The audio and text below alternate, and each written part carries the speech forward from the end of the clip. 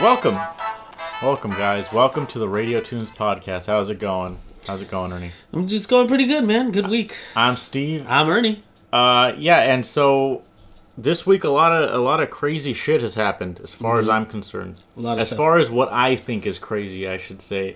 But last week we kind of grazed on it. But Overwatch got a bunch of new content, and I just wanted to talk about it real quick because I really like all the skins that came out and highlight intros and all this shit. Right. Blizzard World is a really good map.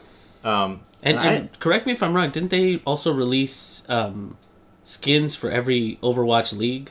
Like, everybody has their own league skin? They released Overwatch League skins, which are hideous. I don't really think they're cool looking, but... I thought the Outlaws looked pretty good. Yeah, some of them don't look bad, but it's like, it's a jersey, so... I know, but... If you're a fan of whatever team... Yeah. You're gonna rock their color, and it's I think people had that same kind of complaint about the gold guns. You know how you can get gold weapons in Overwatch. Yeah. People were saying like cosmetically it looks really stupid, but I'm like, the same as the league skins. I don't think it's about how they look. I think it's about what it represents. Yeah, of course. Like a gold gun stands out, and it's telling people like, hey, I play competitive mode. I got my points, I fucking grind on this game, or in the case of the league skins, it's like, these are my dudes. Yeah, no. I'm just trying to show support. And also, if you buy those skins, the proceeds go to the team. Oh, really? Yeah, so it directly funds, like, their stuff. Yeah. Oh, it's a good way to show your support. And you know what's cool, too? A lot of the players have just great things to say about Overwatch League. Mainly that, like, we get to be on the stage playing LAN as opposed to online tournaments. Mm-hmm. It's like we finally get to meet these people that we've been hearing about and all this stuff. And I'm like, that's so fucking cool. Like, good for them, Like, I mean, like, as far as tournaments go, we've been to our share of tournaments, you and me, and like fighting game tournaments. Yeah, but I've been to like whenever they had like BlizzCon or anything, they always have like they had an Unreal tournament one. And all that. And you know what I'm learning too is like, I mean, I guess I never really thought about it, but like the fighting game community, like the fighting game tournaments we went, those are super small scale compared to like PC games. Yeah. Like PC games are in the like Overwatch right now has like 35 million active players every single day. Like that is fucking ridiculous. That is such a huge number. Like I don't know. Like it's I mean, we feel like the last Evo I went to was 5 years ago, I think. Okay. And it was no, I think maybe even further than that. I mean, no, but it was in Vegas. We went to Evo. Yeah, Evo's getting bigger and bigger too, but I still think it has a long way to go, dude. Like Street Fighter is not. It's basically the only game holding that community, right? Up, and like I said, I love that community, but like the last time I went, it filled one hall to watch like the finals. Right. The last time I saw it on TV, it was a small. Oh right, it was a small stadium, right? But I went to BlizzCon like last year, and that little section was just there for like an announcer. Like the same amount of people that were there for the finals of Evo, that was what was sitting in the hallway for BlizzCon. For like a panel? For just an announcement. Yeah. You know what I mean? Probably more. I wouldn't be surprised. I know. It's crazy. And they had like 4 separate areas for tournaments, and people stacked up to watch those things. It's just an insane community. I think that's crazy though. There's so many people. But yeah, that's all I wanted to say about that. All the new stuff has been really great. It's permanent now. Yeah. The stuff that they added, so it's not like seasonal. You don't have to be rushing out to buy boxes and stuff. It's like, it's just going to stick around. It's crazy how long that this game's been out and it's still turning out free content. It's pretty crazy. That's one of the reasons I keep playing it. Other than like, I think personally the game has a lot of depth to it. I think what people complain about the most is that it's a lot of counter picking. Sure. But to me learning matchups and stuff like that is what I like. But I come from a fighting game background, so maybe that's why.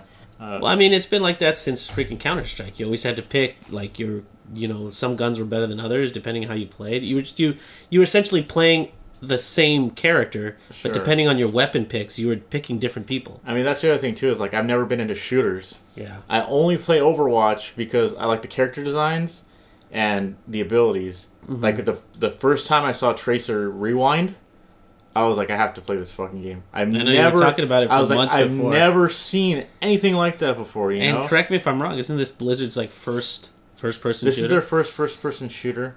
That sounded very redundant. It's their first FPS. There you go. And it's cool too because I've watched all these developer blogs and stuff about how it came to be or whatever. Mm-hmm. And they couldn't even do walk cycles at first because the way your head bobs in a walk cycle in regular animation is different from an FPS because if the head bobs too much, you can't headshot people. Right. So they had to make it so that like the walk cycles look natural without the head bobbing around too much. Like, it's crazy. All this shit that they like learned. Like you said, it's their first FPS, so they had to like learn how to do all this stuff, and I think they did a pretty damn good job of it, you know? Yeah, especially considering that they're learning it as they go, because a lot of this stuff, you could have brought in anybody from like Activision, who've been doing Activision, EA, anybody who's been doing these for years, and you just had them, oh, this is what you do, this is what you do, this is what you do. But it looks like what they wanted to do was train their own team to do their own FPS. Right, yeah. So the proof is in the pudding, because the game came out fantastic. Mm-hmm. Yeah. But the other thing that I thought was pretty insane, and Ernie can chime in on this because he has an Xbox. I only heard about this, but you want to explain what Xbox? Okay, yeah. So it came out I think it came out like maybe October last year or something. It's Xbox Game Pass, right? And what it was is like for $10 a month. I remember it being 14, but right now it's 10. You essentially have access to like this curated stack of games that they give you every month. Xbox exclusives or anything? Well, like there's a bunch of stuff, even some backwards compatible stuff. So it's not just Xbox games. They have a lot of 360 stuff in there. like third party. Yeah. Okay, I got you. But more recently, I think they announced it this month. They said, every new exclusive Xbox 360 game is going to premiere day one in Game Pass as well. Yeah, so I heard Sea of Thieves, which is fucking crazy because... Yeah, I mean... Sea of Thieves for $10 essentially then, right? Yeah. That's insane. This is the insane part. You pay $10 and you get to play... so it was... What was it? It was Sea of Thieves. Right. It was something Dead 2. It was like a zombie game. Okay. I forget what it was. And then the last one was Crackdown 3. Crackdown 3. Those were the three big ones. There was the three big ones. Those and like, okay, I don't have an Xbox. So I'm not a huge fan of Xbox exclusive or anything. But like Sea of Thieves, that's all I hear about when E3 comes around. And I've been seeing Crackdown 3 is like another game that I'm like, I know people are hyped for that game. It was called State of Decay 2. State of Decay, okay. Yeah. So this to me is like, what the fuck, dude? Like, I honestly feel like Xbox is... I don't know if it's like they're very self-aware of the situation they're in. Mm-hmm. But they're doing some crazy marketing tactics lately. Yeah. Like, the stuff they're doing is pretty wild. I mean, it's crazy to think that with essentially, you got... If you pay $10 a month, you're paying $120 a year. Because once you can stop the access to Game Pass at any time. Mm-hmm. And then you just don't have access to those games anymore. Okay. So you're just renting. But... It's Netflix for Netflix, games. Exactly. But if you think about it, like there's two restrictions. One, it's only within the realm of their games, right? Right. So if you want another, like let's say for example, BallZ FighterZ, the one we just got. Yeah. If you want to get that, that's not an Xbox Game Pass, right. So you have to go buy it. Like that's one thing. But the good thing about it is if you at least buy 2 Xbox exclusive games within the year, so if you buy like a Halo. And let's say you buy a Crackdown, which are exclusive to Xbox. If you were going, it works out. Yeah, so you would already have bought it. The only problem, the other thing is like, for example, Sea of Thieves, you need to have Xbox Live as well. Okay. So you're paying essentially $70 a month. Right. I don't know if it's that bad too, because if all of their games were available for $10 a month, it makes total sense. Instead of just buying your own. If Cuphead is on there, like, fuck, dude, that's insane. I actually think it is. That is so cool. I'm very interested in seeing if like other companies, what am I trying to say? They react to this. If they follow. Yeah, not even follow, but if they just react to it, like, oh, we got something better, or we got something that like, fuck you, Xbox, kind of thing. Well, like recently when you were talking about like Netflix, right? You're saying like Netflix for whatever. When you buy your Netflix account, it's like $14 a month because it comes with a subscription to DVD.com and you can rent out DVDs, right? Okay.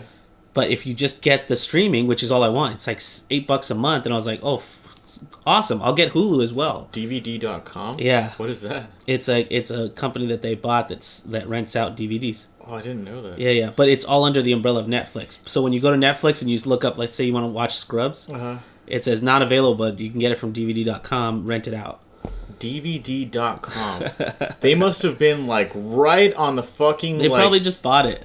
Because, okay. but who wants DVD.com? That was now? like the first website, DVD.com. No, I know what you're saying. Like they got Blu-rays and all this shit. Well, yeah, you can rent out Blu-rays too. Like they have different. It would be like if it was VHS.com, right? Exactly. I get what you're saying. But I think it's really funny because like you say that, and it's exactly what they're doing. It's like $10 a month, so they don't have to actually give you a disc.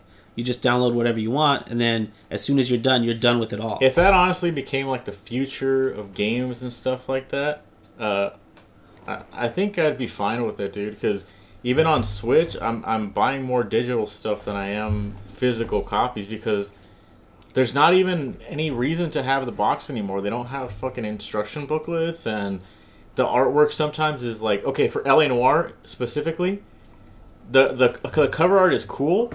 But there's a huge fucking banner at the top that says internet connection required to that's download. Weird. And I'm like, this is so ugly, dude. Like, why did you guys put this on the front of the box?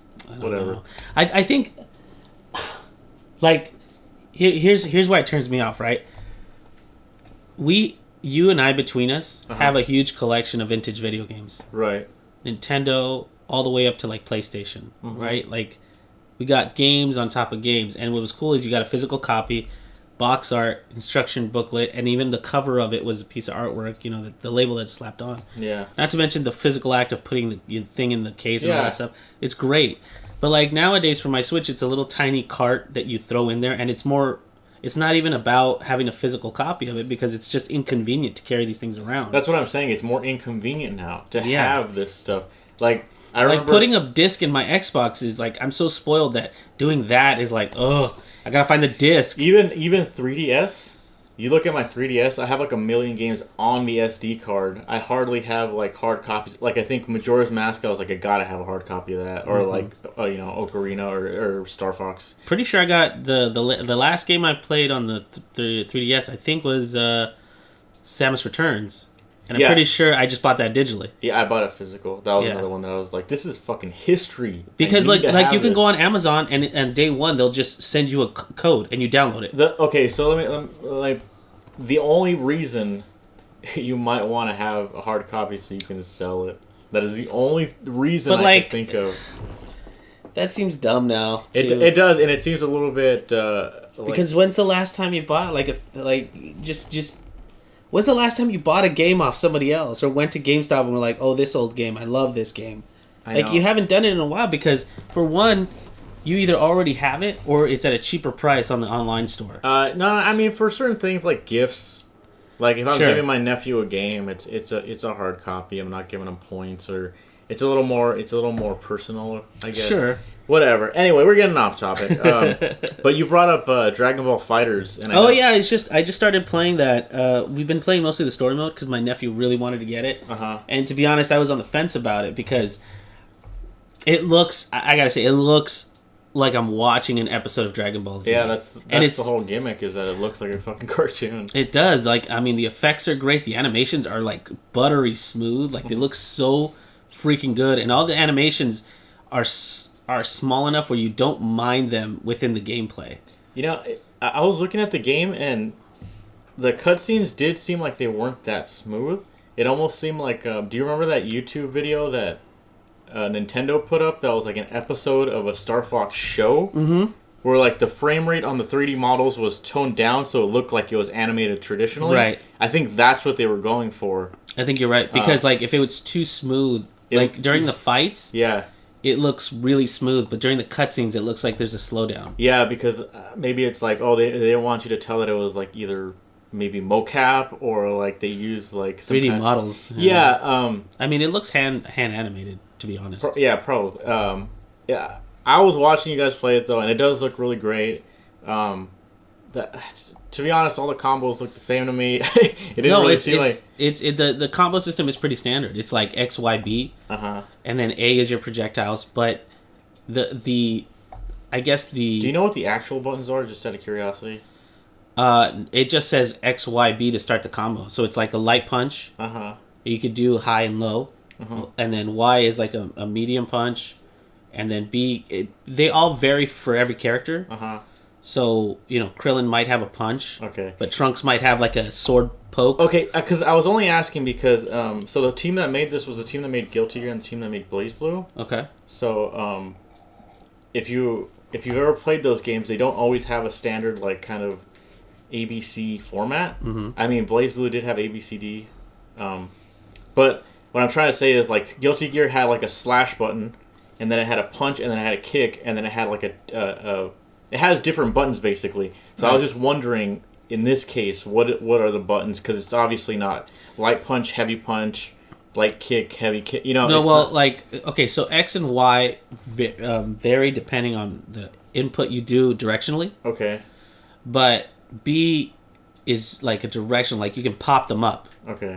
So I don't know what you would call that. Is that what I saw where you grab them and then you punch them and you flew towards them? Or No, that's the grab. That's a grab. That's a grab. So if you grab somebody, that happens. Grabs. Yeah. That's ridiculous.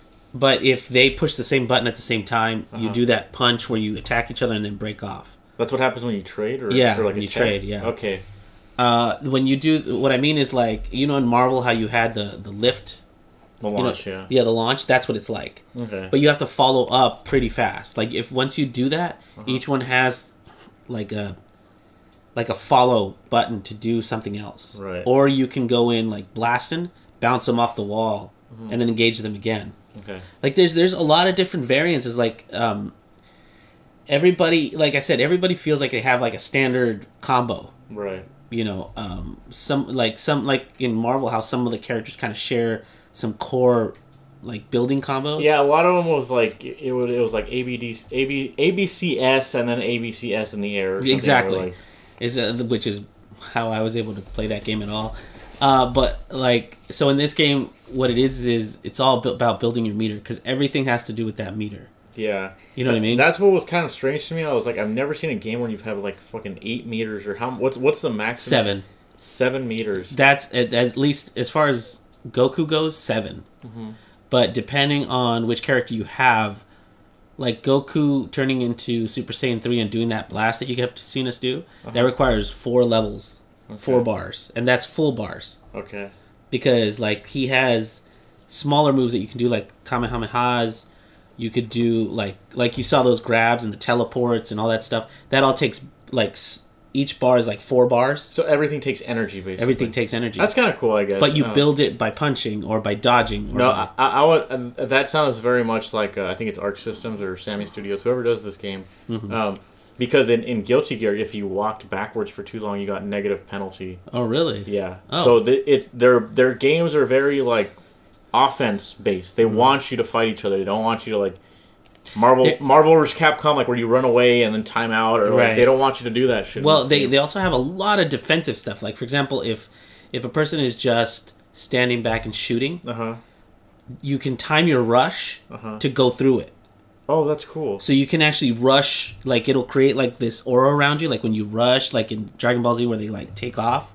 You can rush right through their thing and then punch them. Oh, wow. Also, everyone has it? Everybody has this. Oh, also, wow. if you push, I think it's back in A, they do this like deflect with their hand. Oh, like in the cartoon. Exactly. So you'll deflect something out of their hand, and that builds meter for you.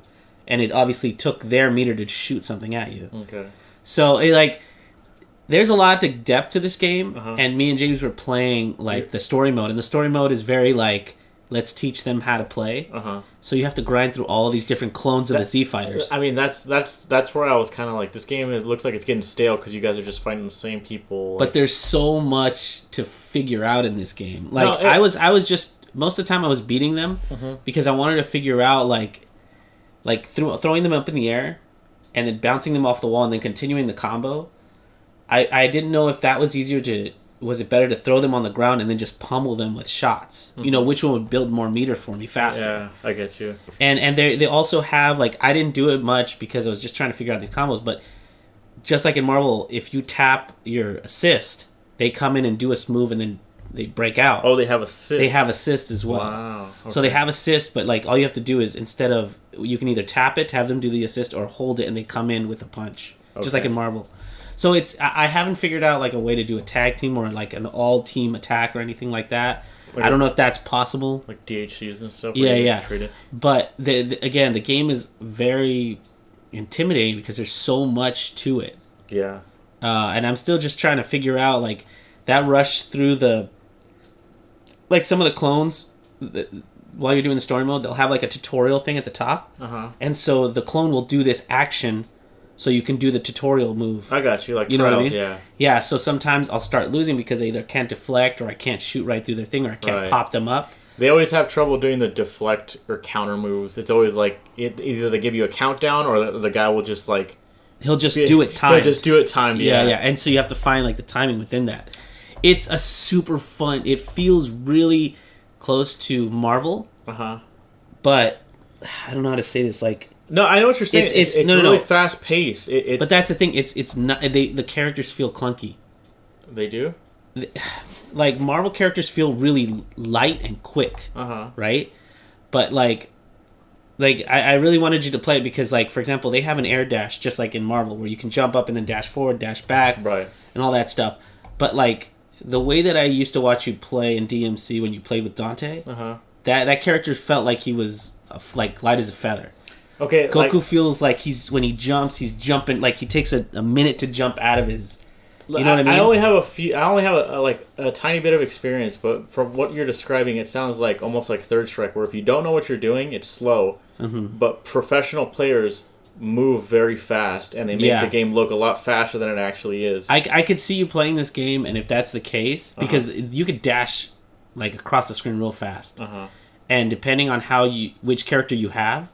Like Krillin's the fastest. It felt really fast. I saw Krillin's super, the one where he bends the Kamehameha.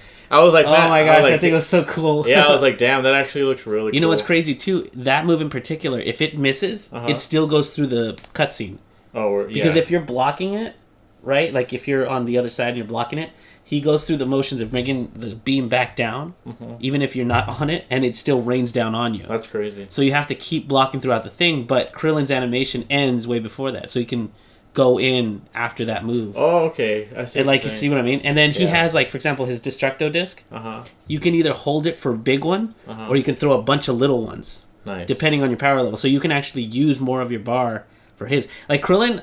I don't know what the standings are or anything. I didn't really watch any videos or anything like that. Or anything like that. I don't know about the tiers, but Krillin was like, I loved playing with Krillin. He has this crazy like clone thing where he throws out a clone of himself to hit you on top, and then you can go in underneath and hit him from behind. It's cool. Crazy fun.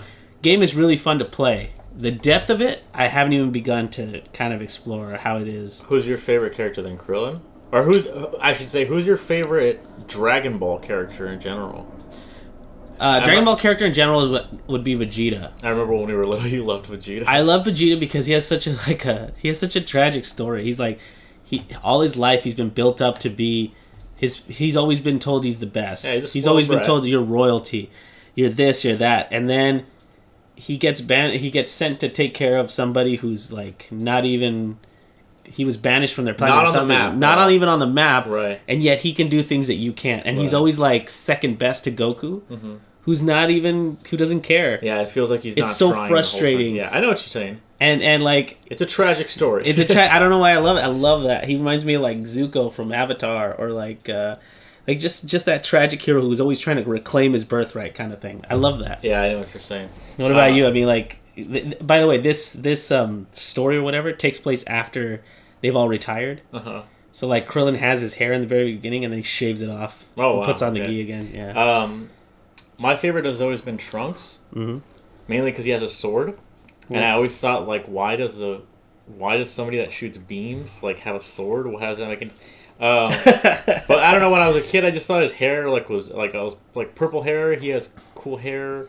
And he has a sword and his jacket. I always loved how his jacket looks really small. Like I remember I wanted that jacket as a kid. It looks so stupid, but like in a cartoon, you're just like, oh, that's badass. It's so stupid because the jacket comes up to like it doesn't even go all the way down to his waist. It's like halfway up there. It's a very. But we were like, so cool. Look at him. Yeah, you guys didn't unlock Trunks yet, but it would be cool. I actually might get into it if I see like more Trunks gameplay and stuff. By the way, here's the stupid thing. Just to add aside, I was like, oh man, I wonder if my 360 Xbox controller will work with this. It doesn't. It's so stupid. The arcade stick? The arcade sticks don't work with it. You have to buy an Xbox One arcade stick. That's another issue that I have with it is that, I mean, I always play fighting games on sticks because that's how you got to play them. I mean, this game would benefit so much from a stick. Yeah. Yeah, seriously. Because like the way that you tap to move around reminds me so much of Marvel. Yeah, I have a lot of friends that still play fighting games a lot. So like on my feed, like my Facebook feed or my Twitter feed, I'm just seeing like crazy combos and mix-ups. Like I'm like, how are you supposed to block this shit? And I just can't imagine trying to do that on a controller. I'm like, you gotta have a fucking stick, you know? I mean, just the teleportation stuff is like, how do you block against a teleportation? Oh yeah. Like they appear literally right behind you, and you can add like, remember I told you the pop-up? You can add that if you have enough bar. I had another question for you. I saw Gotenks was in it. I love Gotenks. He's super funny. But do Goten and Trunks come out individually, or is it only Gotenks? Well, they show up in the beginning as separate entities, and then they merge for the rest of the game. But here's the thing, right?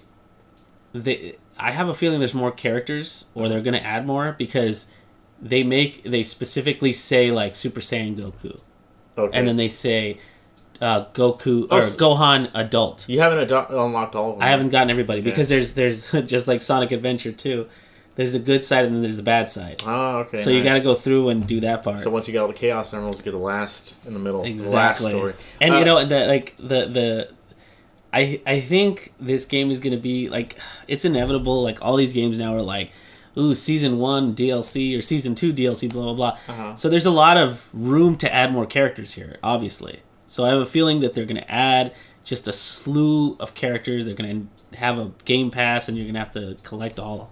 Dude, I honestly wish that I hope Trunks and Goten are in it because they were Trunks as adult is in it. As kids, those were my favorite like characters. They have such a cool little like how they're friends and they're both like it's Goku's son and Vegeta's son. Like it's so cool. You know, it's funny that you say that. One of the cutscenes, like in your little adventure, depending on where you go, you unlock these little cutscenes, and in the little cutscenes. There's a part where he's one person already, right? Mm-hmm. He's got the long hair, and then Vegeta and Goku are standing next to you, and he's like, well, what do we call you guys then? Because Goku is my dad, but that's Trunks' dad. So what do we call you? Because he's one person. Mm-hmm. And then Goku's like, oh, I don't know. And he's getting all like, Goku all wondering, man. And then Vegeta's like, you guys need to shut up. We're going to fight right now. And then he's just like, that's back to how they always were. But it's a funny little cutscene that they added. For no reason. Like, there's no bad guy that you're looking at. It's just this little interaction. That's cool. It's just a funny little thing. I think it's like, they didn't need to add this, but they did. I think that's the charm of Dragon Ball. I was like, I was seeing a lot of this shit, and it was really hyped up, and I don't like when things are overhyped. Oh, yeah. But it's hard for me to deny how much I like Dragon Ball, because it's been around since we were kids, and somehow it's had this lasting appeal through like generations. Because even our nephew likes it, and he's brand new. And the crazy thing is, like, I'm gonna say this, and I'm probably gonna get a lot of flack for this. Dragon Ball is not a fantastic story. It really is not. But I will say, like, the individual characters are fun. Yeah, I was gonna say don't take my word on this or take this with a grain of salt, but I heard that Akira Toriyama, so the guy that invented Dragon Ball, I heard that his whole thing was like he invented these characters based on like what am I trying to say? Things in his life, basically, like Piccolo was named after like a pickle or something, and like the naming conventions are stupid because he was just looking at stuff. And coming up with a character. Yeah, and it was also partially because like his publisher or like his agent or something kept telling him like, hey, these characters are really good, but we could use like 6 more if you could just kind of like dish those out. Yeah, that sounds right. And so he started doing it, and then at one point his inker was just like, you know what, dude, fucking tired of drawing Goku with black hair. He's like, all right, well, I'll make like Super Saiyan. You know, he'll go blonde. Yeah. So you don't have to. So it's just white in the manga. I thought you were gonna say, I'm tired of drawing black hair. He's like, okay, well, I'll make a bald guy. Yeah, that'll help you out. No. Yeah. So like that's the story behind Super Saiyan. As stupid as it sounds, it's like, that's just how Toriyama works. Is like, they're just like, can you do this? And he's like, yeah, I'll fit it into the story and. Yeah, you know, it's so he didn't write the story. He just came up with the characters. I don't know. I'm not sure. That's why I'm saying don't quote me on this. I didn't do any research this time. I usually could be more of a, like, I wouldn't be surprised because a lot of stuff that was like like for example Japanese games were very collaborative.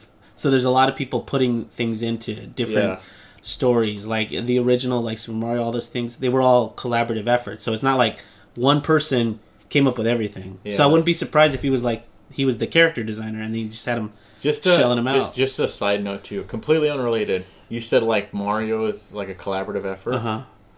When I look at Mario in Mario Odyssey, and I think about what he looked like when the game, like, first was announced. Yeah. Like, when Mario Brothers first came on the scene, I just think to myself, like, that's what concept artists do. They all do a rendition of Mario, and then it all gets, like, smoothed. Like, they all carve it into, like, this mascot of theirs. And, like, what he looks like now is, like, years of work, basically. Yeah. Like, fine-tuning the character. I just think... I don't know why. Like, I think about stuff like that, and it like, amazes me. I'm like, fuck. I mean, it's true. I mean, just, like... I know it doesn't seem like Goku's changed much in his last, like, years or whatever. Uh-huh. But if you look at, like, for example, in the manga, it's really apparent how much he changes throughout the years. Uh-huh. Like there's small little changes to him, but over the years, like you take a look at like the first time that Goku appears as an adult in Dragon Ball, and then you take a look at him in Kai or something. They look like, you even commented when we were playing. You're like, is his torso like huge? Yeah, or is it just different? Like, but when I remember I had a manga. Their arms look kind of big in this game. Yeah, like they've changed over the years. But it's like it's a very slight change. Yeah, you know, they have model sheets now that they follow. You know, exactly, and it's way more streamlined. But like they are definitely like broader shoulders and everything. Like it's crazy how much they've changed over the years. You want to hear a little crazy tidbit too about Toriyama? I have a book. I have an art book. I like that book. That has interviews in the back, and one of the questions they asked was like, "Which drawings is your favorite?" And he says, I don't like any of my drawings. This is the only drawing I like. And it was just one... I forget what the drawing actually was. I think I remember you telling me. But I'm just like, one fucking drawing, dude? I was like, this guy created Dragon Ball. This guy created, like, a cast of characters that, like, everybody loves. You ask any person on the street, like, who's your favorite fucking Dragon Ball character, they'll probably have an answer, you know? Yeah. Or if not, they know that... If they say, oh, have you ever heard of Chrono Trigger? Oh, have you ever heard of, like, Dragon Warrior? Yeah. Yeah, crazy, Dragon man. Ball. That guy has such a fucking... But he only likes one drawing? Yeah, I don't know, man. Talk about a person who's never satisfied with their work. I mean, maybe that's just an artist thing, right? It could be. I find myself having that it's always a problem in January and February where like Tumblr or something says, look at what you've done in the last year. Oh yeah, and you're just... And then you look at your old crap and you're like, wow, that's awful. But everything I draw, like I hate when they do that to me too. Every new thing I draw, like recently I did like a new drawing of Noodle for the Gorillas thing. I really like it, and then I did a Hat in Time picture, and I really like that too. But now I'm drawing the mustache girl, and it's a little more like she has like her hand in front like this, and her cape's out, and I'm like, this looks so cool. And then I look back at the hat one and was like, oh man, that one looks terrible. It happens, man. I remember when I first started doing cartoons, I was like, as soon as I would post it, I was like, man, this looks like shit. I need to make another cartoon right away to compensate, to like cover this up. You know what I'm saying? Yeah. You're only as good as your last drawing. That's exactly how I felt. But anyway, I've been playing a game as well. I just finished Deus Ex.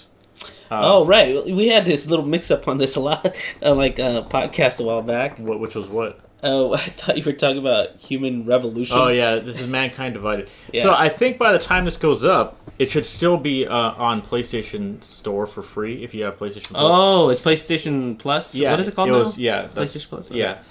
But I just finished it, and I really, really, really enjoyed it. The only problem, I think, is that it's too short.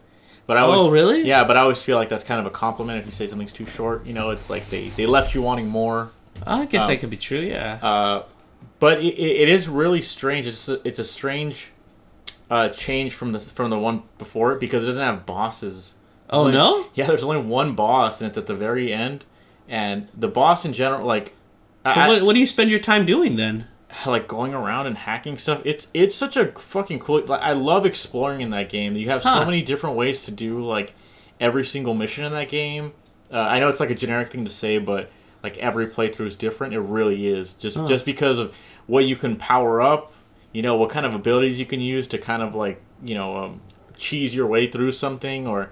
But I was going to say the last boss is especially cool just because I want to describe it to you because it's like a boss battle I've never done something like this before. So the fight starts out with you in hiding. Okay, and the boss is super strong. He gets this armor around him so you can't shoot him. Okay.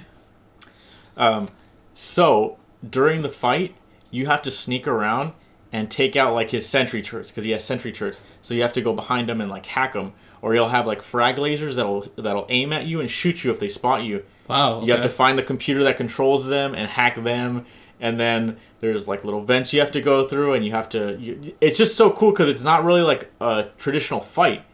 It's how. So you have to go and disable all of him before you actually encounter him? Yeah, it's almost like that's how Adam Jensen would fight. He would hack things and he would use his wits over. That sounds like a real departure from the last one because I remember the boss fights were very straightforward. That's what I didn't really like about. I mean, whatever, to each their own. But it almost felt like Skyrim or Fallout, where it's just like, oh, boss battles are like, let me take a million buff out and just fucking like roid through this fucking boss fight. Become addicted to buff out. Yeah, this game was definitely like, I used all my wits and I beat him, and it felt so good at the end to like deliver that last blow. Like I was like, fucking checkmate. Like I got you. It was very satisfying. I think if anybody has PlayStation Plus, like definitely try this game out at least because it's a very satisfying game. In PlayStation Plus, if you download a game, it's yours, right? As soon as you download it, it doesn't go away. That's another thing. If you have PlayStation Plus, just go click on the game and put it like in your library. Yeah, because there's no reason not to do that. There's no downside to not. No, yeah, I mean that's what I do with my Xbox One. Like it has a similar program,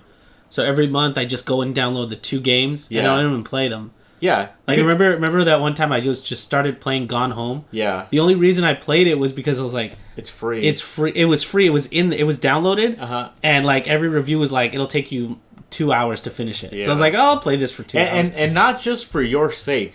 Like there are times where I take my PlayStation 4 to like a friend's house or something. If they want to play like some fucking stupid game that I got on PlayStation Plus, it's like it's there. You know? Yeah.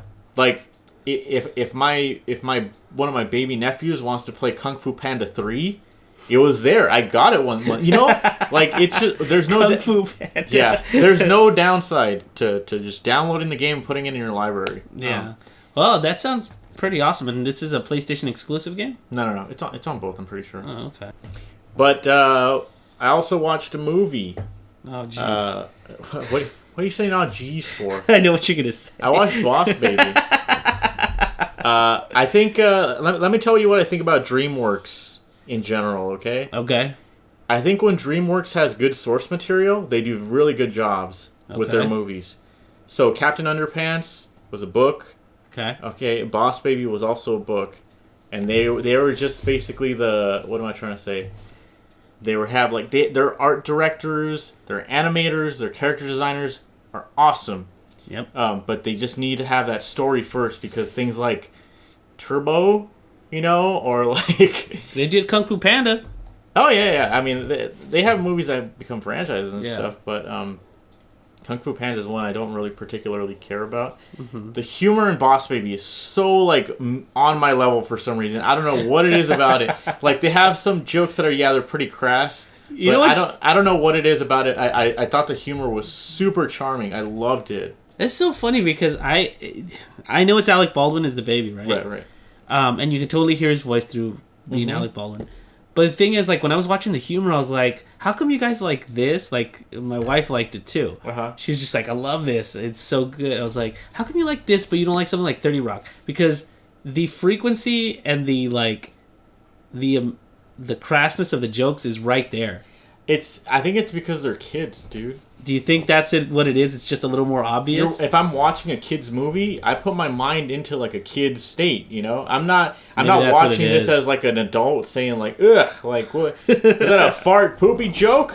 I don't like that. You know what? As a plus to this film, they didn't have a lot of poop and pee jokes. Right. Like I thought they were gonna have tons because it's Boss Baby, right? But like the ones I remember are like they put baby powder on his butt and then he farts a little, and he's like, "Oh, I need a fresh diaper." Like things like that. I was like, okay, fine. There's not really much of a joke, but I like that they didn't harp on that too much. You know what I mean? Yeah. I also I don't really like Alec Baldwin. I'm not a huge fan of his. Yeah, I don't like him much either. His personal life.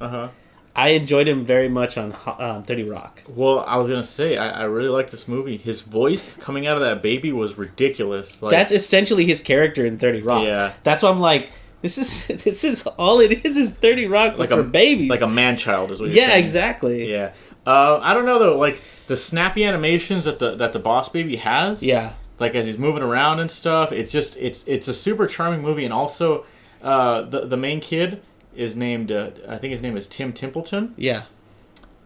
He has like what am I trying to say? What do they say? He has an overactive imagination. Yeah, like an overactive imagination. So you get all of these scenes where he sees like things in a different way. Yeah. So he'll see like if it's like his dad, if he's playing with his dad, it's like him wrestling a gorilla that's like blue. So all the crazy explosions and things that you think you're seeing on the screen are just in his head. They could be just. But those scenes in particular are like super well done. Like the colors look really nice. There's actually scenes where like it turns 2D for a second, where he's like a ninja or whatever. Yeah. So it was really great. I was so surprised. I think they did a good job in the trailer too, because they illustrate that in the trailer. Because like, there's in the trailer, the Boss Baby has a little car and it's going like 1,000,000 miles per hour. Yeah. And the kid grabbed onto the back and he's being dragged through it the looks lawn like the and blah, Terminator blah. or something. And then the parents look out the window and the thing is going maybe a mile an hour. Yeah. And then the kid's like hanging onto the back and he's like, "Oh, look, they're playing. Yeah. Oh, it's so cute." So like, there's a separation in what's actually happening. I fucking loved it, dude. It is a great movie. It's on Netflix right now.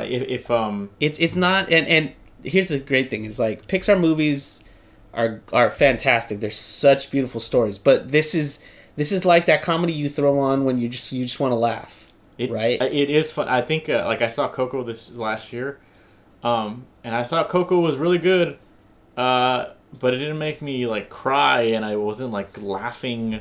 Yeah. At the movie, like I don't know, this movie, I don't know why the humor just really it spoke to me. There's a scene where they're just like, we need to get to the convention center, right? And they're in Las Vegas, and they're like, how are we gonna get to this convention center? And then the Boss Baby like points at these girls that are having like a bachelorette party. Yeah.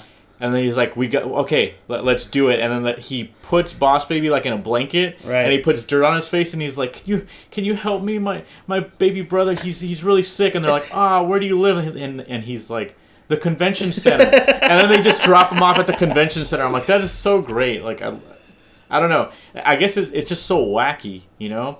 Because even like Pixar movies, like, they are wacky, but they still have like, I don't know, like, they're still confined to like these 3D models that they don't really try to break out of. I know what you're saying, because for example, like in a Pixar movie, the level of animation is always realistic. They move realistically. Everything happens at the same kind of timing, and it's beautifully done because that takes a lot of effort. This is like characters can be smushed and stretched, and all of a sudden they move like within a frame. Yeah. Like there's so much more freedom in how they move. That's also super apparent in Captain Underpants. Really? Captain Underpants, like, they go wild with like the colors and the fucking like the way the characters just move, and the fact that like they break the fourth wall constantly. There's just like, it's nonsensical, which is what a cartoon should be. You know what I'm saying? Yeah. Like, I don't know. I was just so glad to see like a 3D animated movie that was so loose and So you read those books, right? As Which a one? kid? Captain Underpants? Yeah. We're talking about Captain Underpants? Yeah. Well, that's what you're talking about. Yeah, I used to love those books. Those were famous for having fliporamas. So if you were ever... Fliporama. Fliporamas were... it was like a segment in the book where they were having like a fight or something, and it would be 2 pages that you would flip back and forth really fast, and it would look like Captain Underpants was like punching. Oh, or something. that's dope. it was really cool. I used to love these books, and it's funny because they do a scene like that in Captain Underpants, and as he's doing the fliporama, he rips the page, and I'm like, they did that because every fucking kid ripped their books. Oh. If you went to the library, like the school library, all the Captain Underpants fliporamas were ripped because kids were constantly like flipping to make it punch faster. That movie too is just super like. So is it like is it a new story or is it one of the books? It's a new story. It's like a movie adaptation basically. Oh, okay. So it has nothing to like the core material's there, but it's not like one. You can't pick up a book and say it's this story. Right. As far as I'm concerned, you read like at least 5 or 6 of those books. Yeah, I read a lot of them when I was a kid though. So I mean, I'm sure you would have recognized. And it. Also like I remember Dr. Poopy Pants, but like even the stories were very like. A lot of them were like, I just want to get to the fucking fliporama. I don't care about the, like, I mean, I was a kid. What do you want from me? What's really funny is the absolute most I know about Captain Underpants was the cover and whatever you told me, which wasn't a lot. You want just a quick synopsis of what the movie's about? No. I was gonna say the art that was on the front cover was very like simple illustrative like drawings of Captain Underpants. He was like a shape with legs and arms. Yeah. And I was like, how are they going to do this as 3D? But the 3D version that I saw, like I was only able to watch like maybe 30 minutes. Yeah, the transition to 3D. It was amazing. I got to say, it's pretty great. Really amazing. It looks really good. Like even his little toupee that he has on top and his like smile, like his whole facial area. It looks great. You know what, too? I saw a pencil test of the principal the principal's Captain Underpants. The principal turning into Captain Underpants. Spoilers, everybody. Spoilers. Yeah. It looks so fluid, and I'm like, I wonder if they did this with a lot of scenes where they did pencil tests to see where they could like bend and get that looseness, so they can work the 3D models around this stuff. Because it looks like I'm telling you, it looks like a 2D fucking cartoon. Like the only reason I can say that could be the case is, like I saw behind the scenes for Zootopia, another like 3D whatever.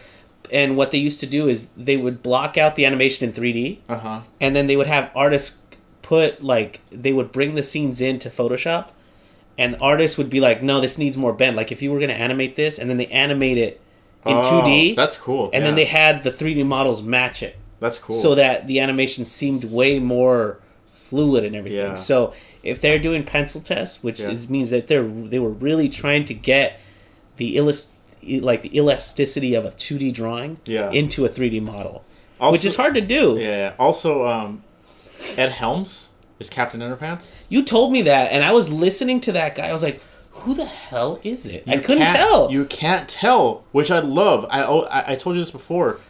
When I know that an actor is playing a role and he just does his regular voice, like, I mean, i.e. Alec Baldwin. Boss Baby. Yeah. Yeah, that's why I was turned off from that movie at first, because I was just like, I hate when they do that, It's like they're basically jerking the star off, right.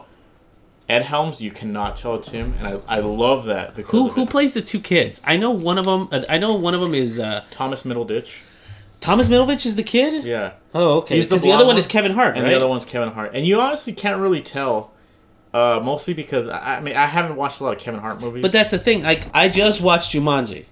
And he is the most Kevin Hart in that movie. If you know what I mean. I think he makes his voice a little more high pitched though. I don't know if that's true, but what it's so like he's so loud and so obnoxious in Jumanji because he has to be because he's playing. Essentially, he plays a jock who gets shrunken down to like half of his stature. Yeah. So he's like complaining throughout the whole thing. He's like, where's my body? Kind of thing, right? But like in this one, I was watching this kid. He's like, this doesn't sound like Kevin Hart. Yeah. That's what I'm saying. So I would recommend Captain Underpants as well. That one is a little more childish. I don't know what about it. I can't really put my finger on it. but my nephew has watched my baby nephew has watched that like 20 times already, and I can still sit there and watch it with them. I think it's great. I think there's both movies or just Captain Underpants? Just Captain Underpants. Captain Underpants, I think visually offers a lot. There's it definitely does. You can spot something new like in every single shot. It's really well done. But yeah, so that's all I wanted to say about those movies, because I know they're considered like, kids movies, but if you're an animator or you're an artist, there's something you can appreciate about them in this about those movies. But yeah, so I think that's gonna wrap it up. Yeah, definitely. And just really quick before you close out on the Boss Baby thing, Tobey Maguire narrates it. Does he? Boss Baby, because it's like, hey, when I was a kid, this happened. Oh, so Bob Saget's it. Yeah, exactly. Okay. And then Lisa Kudrow is the mom, and then Jimmy Kimmel is his dad. Yeah, and they just do their voices. They just do their voices, but to be honest, I don't know if it was, maybe I just wasn't concentrating or anything, because Lisa Kudrow has a very distinct voice. Uh-huh. Jimmy Kimmel, not so much. Right. Maybe I just haven't listened. But their voices were nice and hidden. I couldn't tell it was them either. Yeah, you know what? Nick Kroll. Do you know who Nick Kroll is? Kind of. I think if I showed you a picture of him, you know who I'm talking about. Okay. But he does Professor Poopy Pants in Captain Underpants. Okay. And he just does like a German like accent. Okay. And it sounds good. I think it sounds good. I give that guy props for at least trying to change his voice. You know what I'm saying? Like. Yeah. Gotcha. But yeah, so good on them. So what are the final thoughts, Ernie? What are we? How are we wrapping up? How are we wrapping up? I'd say if you can afford the Xbox Game Pass, good, do it, because it's definitely worth it to play all those games. If you have an Xbox, yeah, it's like fun. I mean, if you even want to try Sea of Thieves, I would just try it, because that's a free game demo then. That's pretty insane. If you get a chance, try out Dragon Ball Z Fighter. I definitely want to try that now. We've been talking about it. I think I want to try it.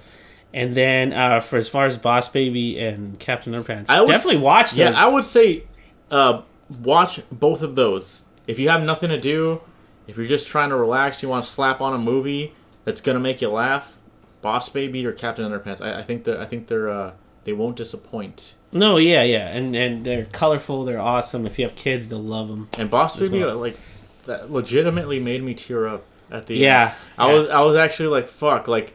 They're brothers, dude. This is a story. Like, maybe it's story about brothers. Yeah, maybe it's because it's brothers. I have a soft spot for brothers, obviously. And I was like, damn, it's real. Like, Coco didn't hit me like this.